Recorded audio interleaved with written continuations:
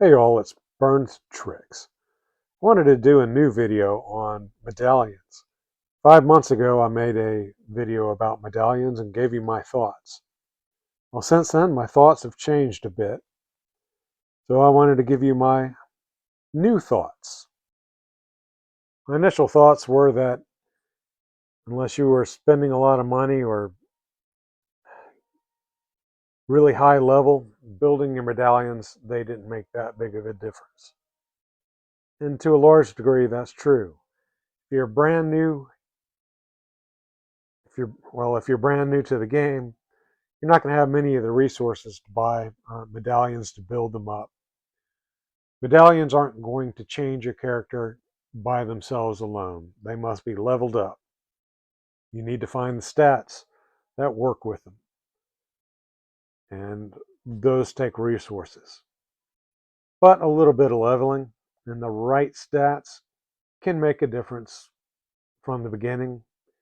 And since when I made my original video, there's a lot more things pouring more resources into the game to level up medallions, and there's more ways to get medallions. Before, they were rare, hard to find. Offers for heroes were unique, but now you can find the heroes that you want in more than one place. Now with Tomb of Curses, there are more reasons to have medallions. And I'll select a team here. Good team for Tomb of Curses. Choose Battle and select a curse. The more difficult curses require medallions on heroes. So the first level, Darkness, requires medallions 2 minimum on heroes with a minimum level of 20 each. The next level up, Chaos. You need 4 medallions minimum with the level of 60. The next one, even more. Medallions required 5 minimum, medallion level 8, and that's the maximum.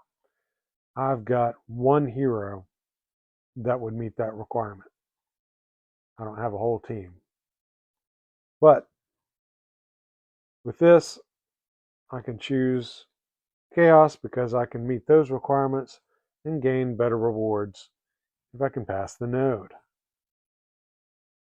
So, Tomb of Curses is not the only place to get medallions. There's several other places as well. There's often passes.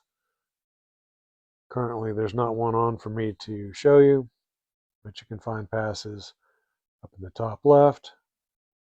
You can find them in some milestone events. Here's one here for Cafe. You see in this one, spending gold and energy and dragon tears, earn points to gather more resources for the medallions and the Cafe medallions themselves. So, there's those places. There's also Tomb of Horrors and Tomb of Curses.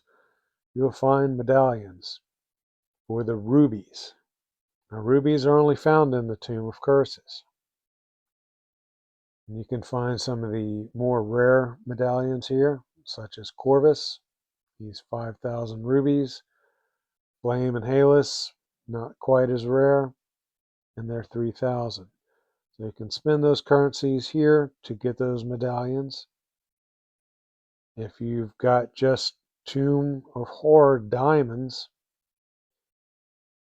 instead of spending them in the shop, we go back out to the main menu, under Hero Summon, and find Altar of Fate.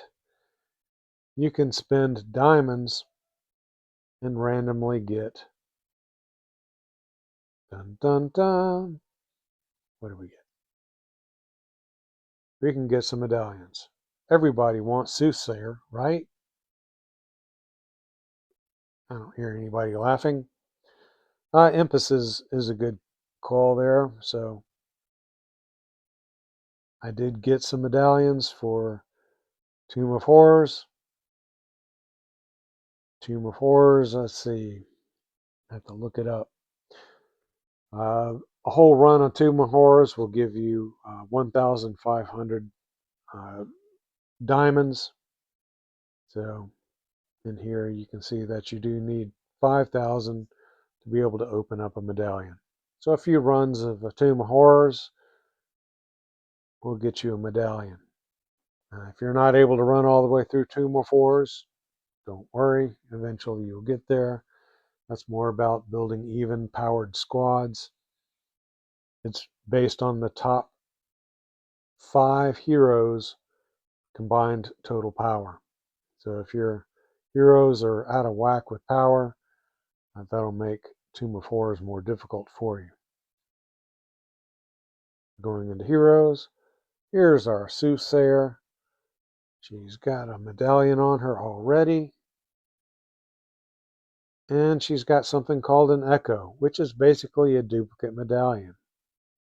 And so, if I tap on the arrows right here, I've increased the Echo level to 2. And you can see on the right, that increases these stats just a little bit more. I have not built this medallion. It is level 1 out of 80. So it's not very strong. I have not re-rolled to get any better stats. That's something that you can do. Now, when I was first looking at medallions, and my thoughts were, unless you were going up to a high level, medallions aren't going to do you a whole lot of good. Because most of the stats are based on percentages. But there are a few that are actually flat based. You can get some flat damage from medallions. And you can also get HP from medallions, or hit points. And those will make a difference. Now, medallions, you do really need to level them up for those to become significant. But a little leveling there on a low level hero would be significant. Impus is up to level 60. He's an Echo 3. Do have one X on here. That means a 10 for Magic Fortitude multiplier. That's a strong one. If I wanted to re-roll his stats, tap on the re-roll.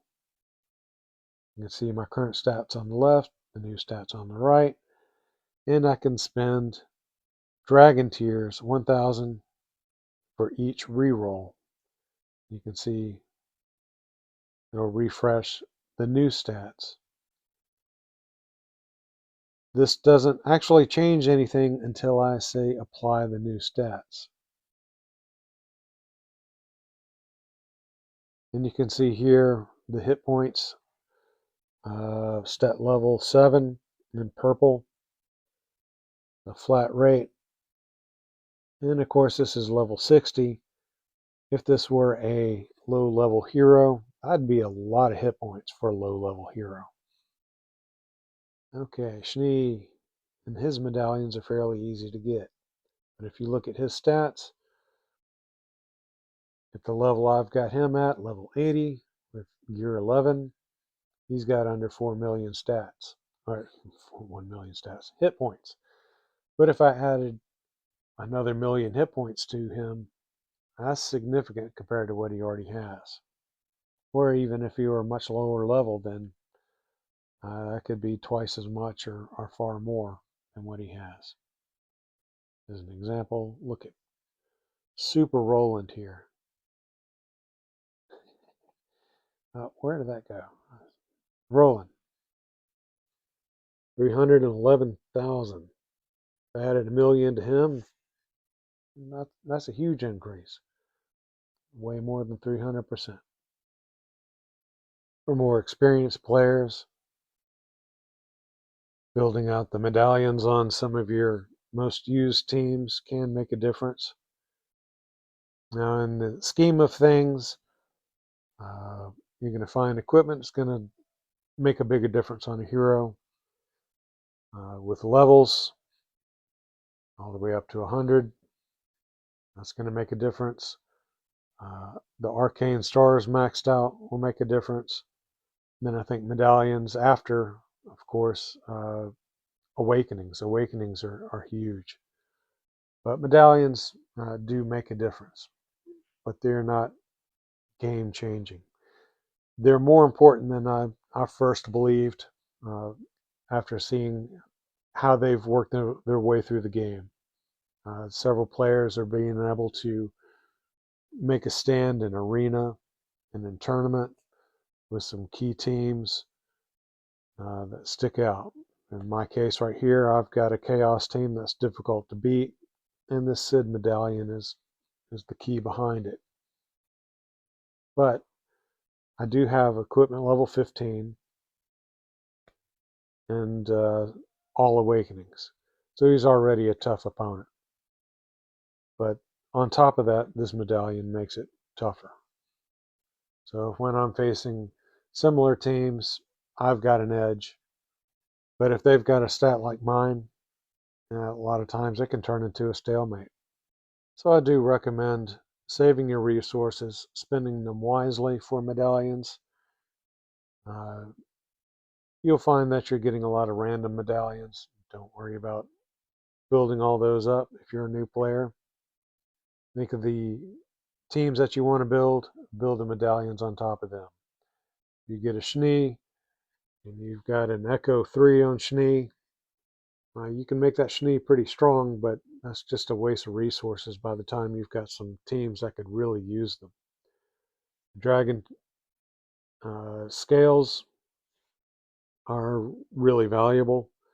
You'll find that it takes a lot of these to get your levels up. Once you pass level 10, the cost goes up. Level 20, the cost goes up. And it gets exponentially more expensive. I'll attach a link to a spreadsheet on here, or see if I can just drop it in at the end of the video so you can pause and look at it. Pulcho had one. I might use his. It's a good one that has been around for a long time. He's got a video on medallions also, so you might want to check out what he says about it as well. Dragon Tears, also valuable. Maybe not quite as much, but these are used to re-roll stats. So you can, when you're re-rolling the stats, the chances of getting the really strong stats or the ones that you want can vary. I've noticed by some heroes, some stats are easier to get than others. And it's usually working out with the ones you really want are the ones that are really tough to get. So if I tap on the information here under this medallion for Siri, I can look at the current stats, medallion level, the stats there. If I look at stat rarity level, I can get probabilities of getting other stats. You can see the probability of getting a level 10 epic is 0.5%. So that's pretty rough. You can see the type of stat, how rare it is to get these. I don't know that they're evenly split.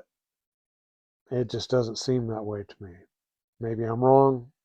Emotion may play into it, because after you spend a bunch of these things and you don't see what you want, you can start thinking you're getting cheated.